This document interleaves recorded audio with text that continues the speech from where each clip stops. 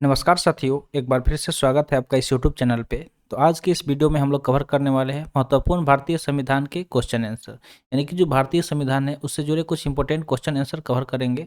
तो अगर आप किसी भी कॉम्पिटिटिव एग्जाम का प्रिपरेशन कर रहे हैं तो वीडियो लास्ट तक जरूर देखिएगा। चलिए वीडियो शुरू करते हैं। जल्दी से इसको लाइक कर दीजिए और चैनल पर नए हैं तो जल्दी से चैनल को सब्सक्राइब कर लीजिए। तो यहाँ पे क्वेश्चन दिया गया है कि किस अधिनियम द्वारा भारत में प्रांतों को स्वायत्तता प्रदान की गई थी। तो उस अधिनियम के बारे में पूछा जा रहा है, ठीक है। जिस अधिनियम के द्वारा भारत में जो भी प्रांत हैं उसको स्वायत्तता प्रदान की गई थी, तो कौन सा अधिनियम था, यानी कि कौन सा एक्ट था। तो अगर इस एक्ट की हम बात करें तो इसका आंसर हो जाएगा भारत सरकार अधिनियम 1935, यानी कि गवर्नमेंट ऑफ इंडिया एक्ट 1935 जो था उसके द्वारा भारत में जो भी प्रांत है उसको स्वायत्तता प्रदान की गई थी। तो किसके द्वारा की गई थी? भारत सरकार अधिनियम 1935 के द्वारा। नेक्स्ट क्वेश्चन है कि शासन की एकात्मक पद्धति का लाभ है, ठीक है। यानी कि जो शासन है उसकी जो एकात्मक पद्धति है उसका लाभ क्या है, ठीक है, उसका लाभ क्या है। तो इस अगर हम बात करें कि शासन की एकात्मक पद्धति का लाभ क्या है तो सही उत्तर हो जाएगा दृढ़ राज्य। जो भी दृढ़ राज्य हैं वो क्या है? शासन की एकात्मक पद्धति का क्या है? लाभ है। नेक्स्ट क्वेश्चन की बात करें तो अगला क्वेश्चन दिया गया है कि जिस संविधान सभा द्वारा भारत के संविधान का अधिनियम किया गया उनके सदस्य थे, ठीक है। तो जिस संविधान सभा द्वारा भारत के संविधान का अधिनियम किया गया उसके सदस्य थे, यानी कि उसके सदस्य के बारे में पूछा जा रहा है कि उसके सदस्य कौन कौन थे, ठीक है। उसके सदस्य क्या थे ये पूछा जा रहा है। तो इसका उत्तर हो जाएगा कि विभिन्न प्रांतों की विधानसभा द्वारा निर्वाचित, यानी कि उनके सदस्य कौन थे। तो अलग अलग जो प्रांत थे उनके जो भी विधानसभाएं थे उनके द्वारा निर्वाचित लोग थे, ठीक है। विधानसभा द्वारा निर्वाचित लोग थे जो संविधान सभा का गठन किए थे, ठीक है। तो अगर क्वेश्चन पूछा जाएगा कि जिस संविधान सभा द्वारा भारत के संविधान का अधिनियम किया गया, यानी तो उनके सदस्य के बारे में जब भी पूछा जाएगा तो आपको क्या याद रखना कि जो भी विभिन्न प्रांत हैं देश के उनके विधानसभा द्वारा निर्वाचित लोग लोग थे, वो लोग कौन थे? तो विभिन्न प्रांतों के विधानसभाओं द्वारा निर्वाचित लोग थे। अगला सवाल दिया गया है कि भारतीय संविधान में आपात उपबंध कहाँ से लिए गए हैं। जो आपातकालीन है यानी कि इमरजेंसी का जो सिचुएशन है वो भारतीय संविधान में कहाँ से लिए गए हैं उसके बारे में पूछा जा रहा है। किसके बारे में? जो भारतीय संविधान में आपात उपबंध कहाँ से लिए गए हैं ये पूछा जा रहा है। तो इसका सही उत्तर हो जाएगा भारत सरकार अधिनियम 1935, यानी कि गवर्नमेंट ऑफ इंडिया एक्ट 1935 से ये लिया गया है। अगला सवाल दिया गया कि भारत की संविधान सभा किसके कहने पर बनाई गई थी। तो जो भारत का संविधान बनाया गया, ठीक है, तो जो संविधान सभा बनाया गया, ठीक है, पहले संविधान बनाने के लिए पहले क्या किया गया? एक सभा बनाया गया, तो उसका ही नाम था भारतीय संविधान सभा। तो जो भारत की संविधान सभा थी वो किसके कहने पर बनाई गई थी, ये सवाल पूछा जा रहा है कि किसके कहने पर वो संविधान सभा का गठन किया गया था। तो इसका सही उत्तर हो जाएगा कैबिनेट मिशन। जो कैबिनेट मिशन आया था उसके ही कहने पर भारत की संविधान सभा का गठन किया गया था। अगले सवाल की बात करें तो अगला सवाल है कि भारत का संविधान सभा का अध्यक्ष कौन था। तो जो भारत में संविधान सभा बना उसके अध्यक्ष के बारे में पूछा गया कि उसका अध्यक्ष कौन था, ठीक है। उसका अध्यक्ष कौन था? तो अध्यक्ष दो थे, एक थे अस्थाई एक अस्थाई।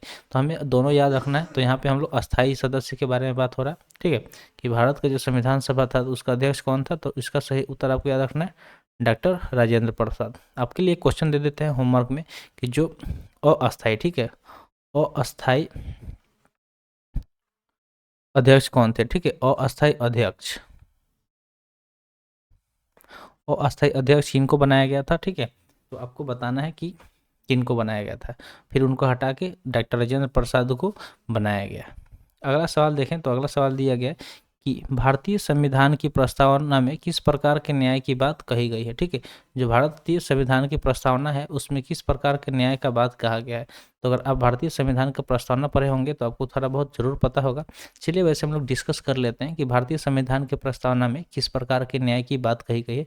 तो वहाँ पे भारतीय संविधान की जो प्रस्तावना है, जो प्रीमेबल है, उसमें सामाजिक, आर्थिक, राजनीतिक न्याय की बात की गई है। कौन कौन से न्याय की? तो सामाजिक, आर्थिक और राजनीतिक न्याय की बात की गई है। तो भारतीय संविधान की प्रस्तावना में जब भी आपसे पूछा जाए कि किस प्रकार के न्याय की बात की गई है तो आपको याद रखना है कि सामाजिक, आर्थिक और राजनीतिक न्याय की बात की गई है। नेक्स्ट सवाल दिया गया कि संविधान की प्रस्तावना में भारत को किस रूप में घोषित किया गया है। तो क्या पूछा जा रहा है कि जो भारतीय संविधान है उसके प्रस्तावना में भारत को किस रूप में घोषित किया गया है। तो पूछा जा रहा है कि संविधान की प्रस्तावना में भारत को किस रूप में घोषित किया गया है। तो इसका अगर हम उत्तर देखें तो सही उत्तर इसका क्या हो जाएगा कि एक सत्ता संपन्न, ठीक है, एक प्रभु सत्ता संपन्न, समाजवादी, पंथ निरपेक्ष, लोकतांत्रिक गणराज्य, ठीक है। तो इसको क्या किया गया, प्रभु सत्ता संपन्न, समाजवादी, पंथ निरपेक्ष और लोकतांत्रिक गणराज्य के रूप में भारत को घोषित किया गया है। अगले सवाल की बात करें तो अगला सवाल है कि भारत पूर्ण संप्रभु लोकतांत्रिक गणराज्य कब बना, यानी कि पूछा जा रहा है कि जो भारत है पूर्ण संप्रभु लोकतांत्रिक गणराज्य कब बना, ये पूछा जा रहा है कि जो भारत है हमारा भारत देश, तो ये कब बना पूर्ण संप्रभु लोकतांत्रिक गणराज्य। तो इसका सही उत्तर हो जाएगा 26 नवंबर 1949 को, ठीक है। 26 नवंबर 1949 ईस्वी को भारत एक पूर्ण संप्रभु लोकतांत्रिक गणराज्य बना था, ठीक है। अगला सवाल है कि संविधान की उद्देशिका का संशोधन कितनी बार किया गया था। तो जो संविधान की उद्देशिका है, ठीक है, संविधान की जो उद्देशिका है उसके संशोधन के बारे में पूछा जा रहा है कि संविधान की जो उद्देशिका है उसके संशोधन का उसका संशोधन कितना बार किया गया, ठीक है, उसमें चेंज यानी कि बदलाव कितना बार किया गया। तो इसका सही उत्तर हो जाएगा एक बार। कितना बार किया गया, एक बार किया गया। कब किया गया, कौन बताएगा, अगर आपको पता है तो जल्दी से कमेंट सेक्शन में बताइए कि कब किया गया, ठीक है। कमेंट में क्या बताना है कि कब किया गया, ठीक है। जो हमारा उद्देशिका है उसको कब उस संशोधन किया गया, कब किया, ये आपको बताना है, ईयर बताना है आपको कि किस साल में उसका संशोधन किया गया था। बढ़ते हैं अगले सवाल की तरफ। अगला सवाल है कि भारतीय संविधान में संघीय शब्द का प्रयोग कहाँ पर हुआ है। तो अगर आप भारतीय संविधान की हम बात करें तो उसमें संघीय शब्द के बारे में पूछा जा रहा है कि इसका प्रयोग कहाँ पर हुआ है, ठीक है। किसके बारे में, तो संघीय शब्द कहाँ पे इसका प्रयोग हुआ है। तो अगर हम देखेंगे तो इसका प्रयोग संविधान में कहीं नहीं किया गया, यानी कि संविधान की हम बात करें तो भारतीय संविधान में संघीय शब्द का प्रयोग कहीं नहीं किया गया है। अगला सवाल है भारतीय संविधान के, ठीक है, क्या दिया गया है कि भारतीय संविधान के अनुच्छेद 1 में यह घोषणा की गई है कि इंडिया अर्थात भारत डैश है, ठीक है।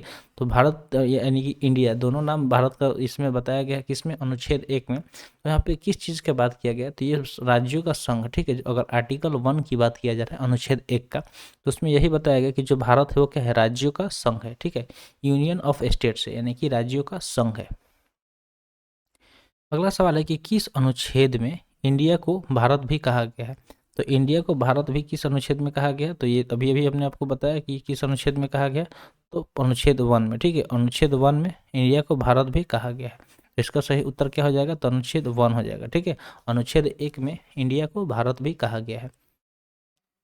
अगला सवाल दिया गया कि भारत में किस प्रकार का संवाद देखा जाता है। तो पूछा जा रहा है कि भारत में किस प्रकार का संवाद देखा जाता है। तो भारत की हम बात करें तो भारत में किस प्रकार का संवाद देखा जाता है, तो भारत में देखा जाता है संघ बनाकर राज्यों का गठन करना, ठीक है। भारत में किस प्रकार का संवाद देखा जाता है कि जो संघ बनाकर राज्यों का गठन करना, इस संघ में राज्य का गठन करना। अगला सवाल है कि भारतीय संविधान कब लागू हुआ। तो जो भारत का संविधान है वो लागू कब हुआ था, इसके बारे में पूछा जा रहा है। हमारा देश में भारत जो संविधान है वो लागू किया गया था 26 जनवरी 1950 ईस्वी को। भारतीय संविधान कब लागू हुआ था, 26 जनवरी 1950 ईस्वी को। अगला सवाल है कि जो भारतीय संविधान की रचना के समय संविधान सभा का संवैधानिक सलाहकार कौन था, ठीक है। संविधान सभा का संवैधानिक सलाहकार कौन था, ये पूछा जा रहा है कि एडवाइजर कौन थे, ठीक है। जो हमारा संविधान सभा था, भारतीय संविधान की जब रचना की जा रही थी तो जो संविधान सभा बना था, ठीक, कॉन्स्टिट्यूएंट असेंबली, तो उसके सलाहकार यानी कि एडवाइजर का नाम पूछा जा रहा है। तो एडवाइजर कौन थे उस टाइम, तो सही उत्तर हो जाएगा BN राव। कौन थे, BN राव। BN राव जो थे वो कौन थे, संविधान सभा के सलाहकार थे। नेक्स्ट क्वेश्चन की बात करें तो नेक्स्ट क्वेश्चन है कि सरकार की किस प्रणाली में द्विसदन पद्धति एक अनिवार्य लक्षण है, ठीक है। यहाँ पे पूछा जा रहा है क्वेश्चन पूछा जा रहा है कि सरकार की, ठीक है, किस प्रणाली में द्विसदन पद्धति एक अनिवार्य लक्षण है, ये पूछा गया। तो इसका सही उत्तर हो जाएगा संघीय प्रणाली। जो सरकार की संघीय प्रणाली है उसमें द्विसदन पद्धति क्या है, एक अनिवार्य लक्षण है। ये क्या है, एक अनिवार्य लक्षण है। अगला सवाल पूछा जा रहा है कि भारत एक कैसा देश है। भारत के बारे में पूछा जा रहा है कि जो हमारा भारत है वो कैसा देश है।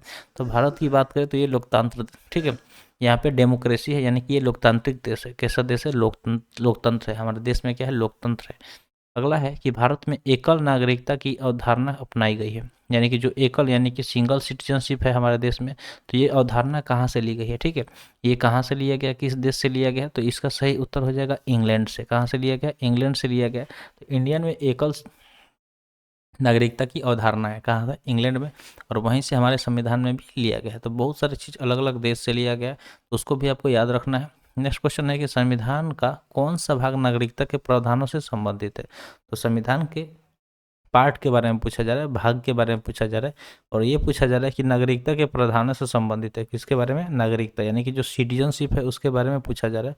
जो हमारा संविधान है उसका कौन सा भाग नागरिकता के प्रावधानों से संबंधित है। तो इसका सही उत्तर अगर हम देखें तो भाग 2 हो जाएगा। कौन सा हो जाएगा? पार्ट 2। ठीक है, भाग 2 यानी कि जो पार्ट 2 है उसमें नागरिकता यानी कि सिटीजनशिप, ठीक है, इसमें सिटीजनशिप के बारे में बताया गया है। किसके बारे में? तो सिटीजनशिप के बारे में इसी में बताया गया है। किसमें? तो संविधान सभा का जो भाग 2, संविधान का भाग 2 है उसमें। अगला है कि भारतीय संवाद निकट है। ठीक है, क्या पूछा जा रहा है कि भारतीय संविधान निकट है। क्या पूछा जा रहा है कि जो भारतीय संवाद है वो निकट है किसके? तो कनाडा के। किसके निकट है? तो कनाडा के।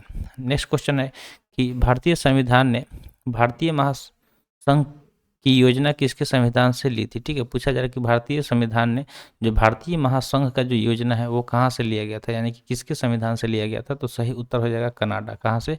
कनाडा। जो कनाडा है उसके संविधान से लिया गया था। क्या? तो भारतीय संविधान ने जो भारतीय महासंघ की योजना वो कहाँ से ली थी? तो कनाडा के संविधान से ली थी। अगला सवाल है कि भारत के संविधान का निर्माता किसे माना जाता है।